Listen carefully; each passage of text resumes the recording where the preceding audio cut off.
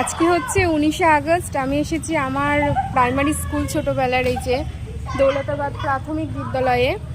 তো আজকে এখানে আসার একটাই কারণ, দেখতে পাচ্ছ চারপাশটা একটু ফাঁকা। এখানে একটু আগে অনেক লোকজন ছিল, আমার আসতে একটু লেট হয়ে গেছে, সেই কারণেই আর কি ফাঁকা হয়ে গেছে। আর যেই কারণটা এসেছি আরজি কর কাণ্ডের জন্য এসেছি আমরা।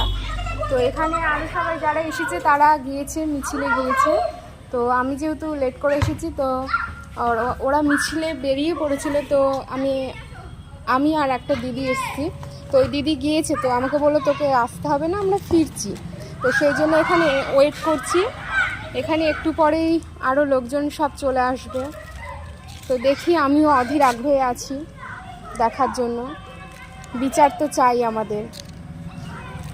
মেয়েদের ওপরে এত অত্যাচার কেন হবে, তার বিচার তো আমাদের নিতেই হবে। তো চলো ওরা আসুক, তারপরে দেখাচ্ছি।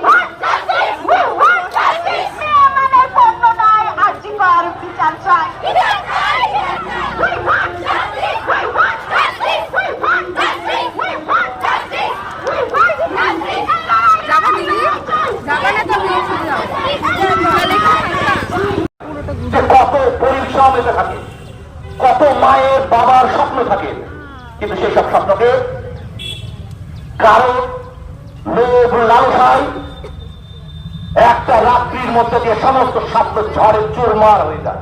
আমাদের লজ্জা লাগে, আমাদের এটাও লজ্জা লাগে যে আমাদের ভবিষ্যৎ প্রজন্ম তাহলে কোন জায়গায় দাঁড়াবে।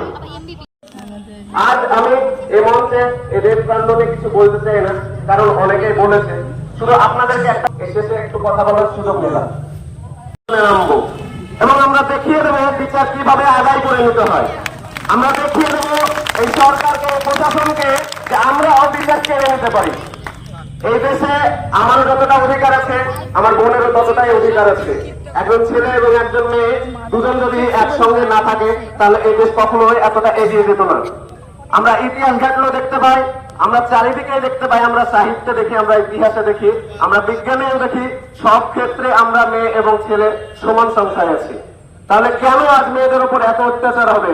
আমি সত্যি আজ লজ্জিত, আমি ছেলে হিসেবে লজ্জিত। আমি শুধু আপনাদেরকে বলতে চাই, সামনে আমরা যে সমস্ত আন্দোলনে নামবো, আপনারা যেন স্বতঃস্ফূর্ত ভাবে সেই আন্দোলনে যোগদান করেন।